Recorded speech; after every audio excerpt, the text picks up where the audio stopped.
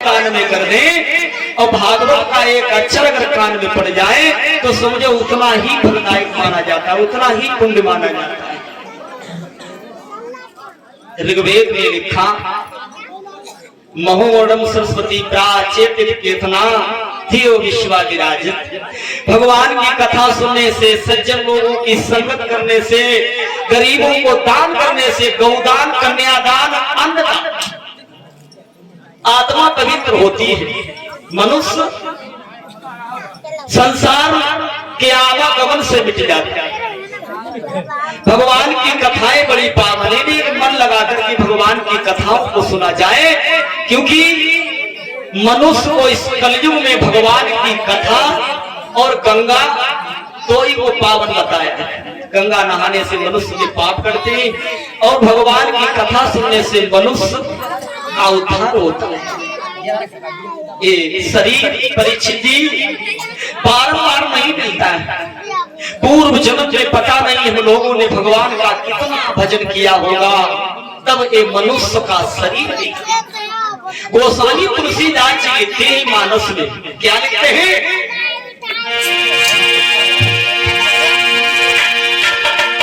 अरे बड़े भाग्य मानस तन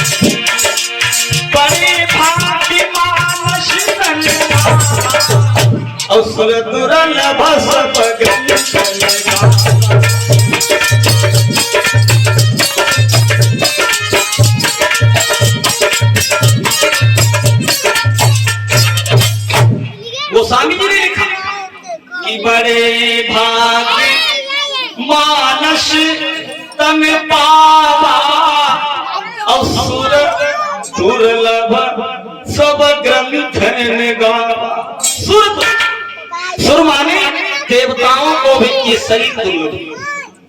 गोस्वामी जी को लिखना चाहिए था परीक्षित जी, बड़े भाग हाथी तल पावा। हाथी तो लंबा चौड़ा होता है, लिखना चाहिए था गोस्वामी जी को। क्यों लिखा कि बड़े भाग मानस तन पावा? क्योंकि मानस का शरीर ही अनमोल है। मानस के बस में सारा संसार है, इसके बस में भगवान है, लेकिन भगवान के बस में ये मनुष्य नहीं है। ये मनुष्य भगवान से भी बढ़कर बताया। क्यों? भगवान को बस में कर सकता है, लेकिन भगवान इसे बस में नहीं कर सकते। पहला साधन मनुष्य के पास में कि भगवान की कथा इसी के लिए बनी, मनुष्य के लिए, और किसी के लिए नहीं। सुर दुर्लभ, देवताओं को भी दुर्लभ, और इस शरीर की कोई कीमत नहीं, ये बड़ा अनमोल है। इसे अनमोल बताया या नहीं? बताओ। आपसे कोई कहे अपने बच्चे को बेच लो 1 लाख 2 लाख 3 लाख 1 करोड़ में, तो क्या आप बेच सकते हैं? नहीं। माता नहीं बेच सकती हो। ऐसे सरकार में इसकी 3.5 लाख की कीमत है। एक्सीडेंट हो जाए तो 3.5-4 लाख मिल जाती है। ऐसे वेदों के आधार पर इस शरीर की कोई कीमत नहीं, और इसी शरीर को एक नाली का कीड़ा भी बताया है। ये शरीर किसी भी काम का नहीं है। क्यों? इतना बड़ा अंतर क्यों? एक समय की बात है, बड़े समझने की बात। एक बार बाबा रहीम कबीरदास जी के पास में पहुंचे परीक्षा लेने के लिए।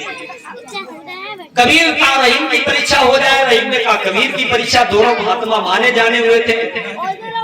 तो रहीम ने कहा कबीरदास जी से, कहने लगे ऐसा करो हमें अपना शिष्य बना लो। कबीरदास कहने लगे नहीं, संसार में जो सबसे गंदी चीज हो मुझे ला करके दे दो, हम तुम्हें अपना शिष्य बना लेंगे। अब रहीम संसार में सबसे गंदी चीज ढूंढने के लिए चले। सोचने लगे सबसे गंदी चीज कौन है?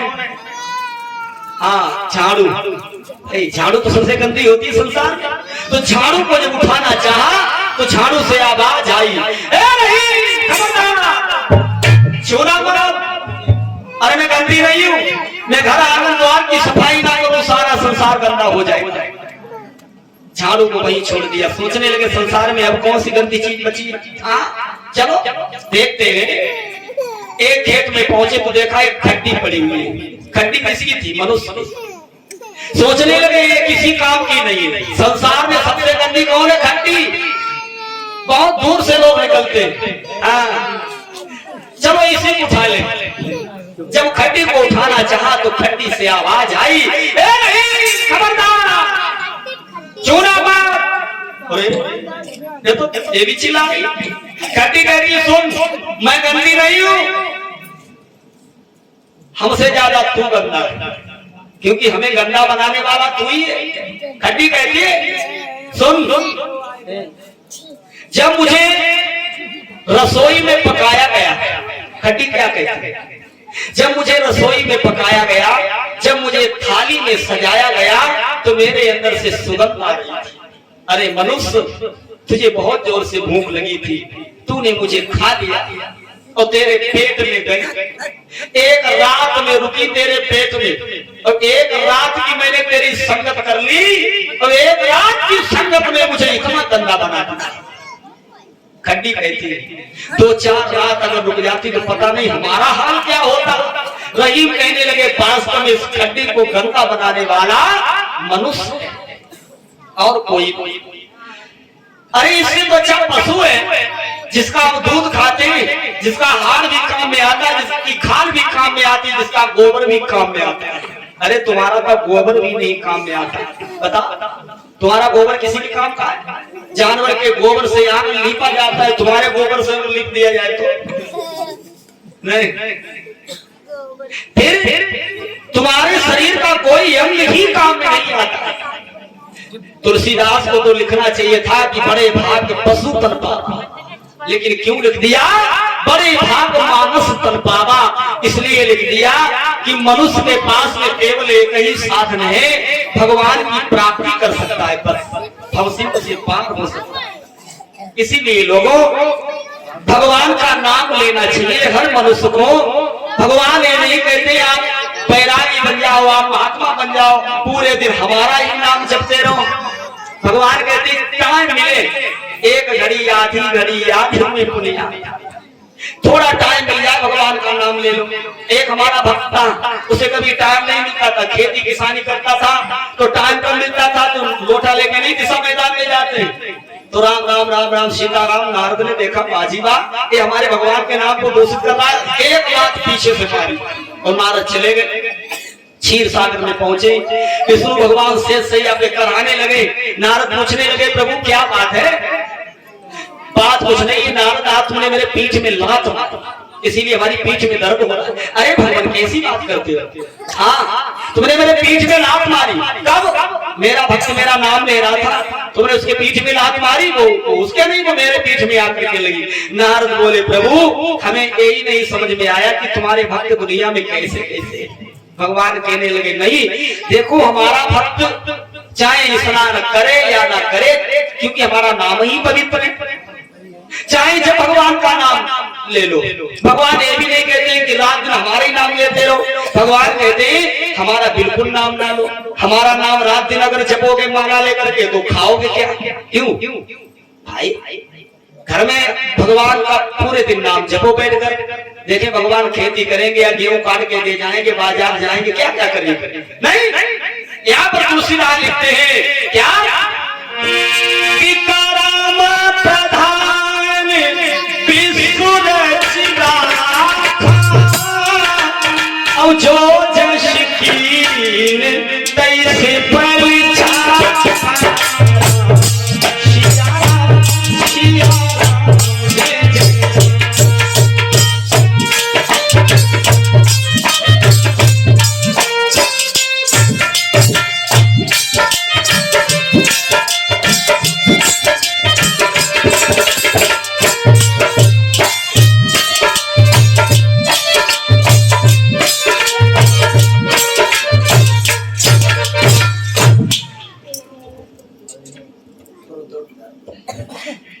लिखा है कर्म प्रधान, यानी कर्म आपके अच्छे हैं तो भगवान आपसे बहुत खुश रहे।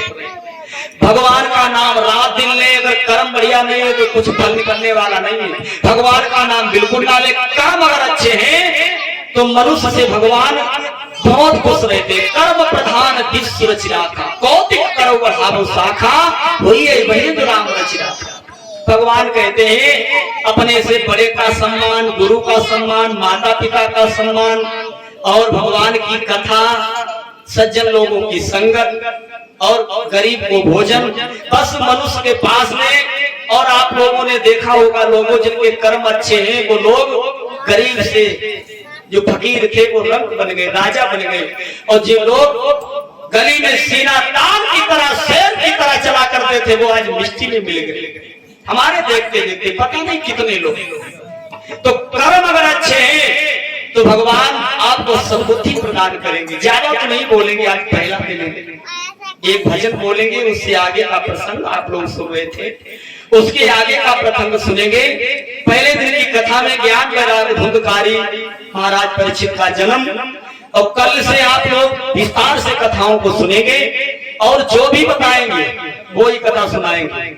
मैं जहां भी जाता हूं, जिस क्षेत्र में जाता हूं, सर्वप्रथम जनता से यही फरियाद करता हूं कि कहां की कथा आप लोग सुनेंगे। जहां की मर्जी हो वहां की कथा सुनना, क्योंकि मैं कभी अपनी मर्जी से कथा कहता ही नहीं।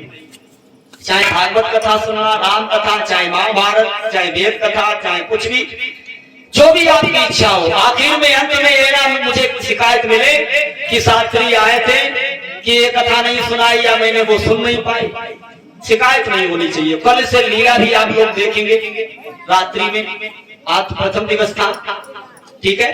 तो उठाओ ऊंचे ऊंचे हाथ, बोले प्रभु का नाम, फिर आगे हम कथा